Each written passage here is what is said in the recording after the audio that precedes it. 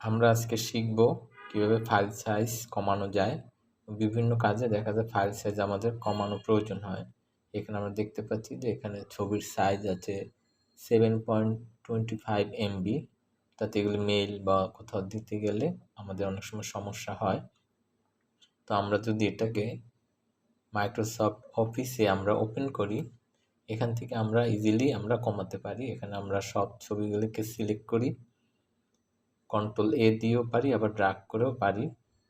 এভাবে আমরা সিলেক্ট করে নিলাম। এরপরে আমরা পিকচারে গিয়ে রিসাইজে আমরা যাব এবং এখানে দেখতে পাচ্ছি একটা অপশন রয়েছে, সেখানে আমরা কত পার্সেন্টে আমরা আনবো সেটা আমরা দেখে নেব। আমরা 20% দিলাম, এবার সেভ দেই। সেভ হচ্ছে, দেখা গেল যে আমাদের সবগুলি ছবির কিন্তু সাইজ অটো কমে গেছে। আমরা দেখতে পাচ্ছি যে এখানে আমরা যদি প্রপার্টিসে যাই, রাইট ক্লিক করে এখানে দেখতে পাচ্ছি মাত্র 272 KB দেখতে পাচ্ছি, অল্প সাইজ হয়ে গেছে। এবং মেইল কিংবা কারো দেখার জন্য আমরা যখন হোয়াটসঅ্যাপে দিব, এইভাবে দিলে ইজিলি আমরা সেটাকে পাঠাতে পারি।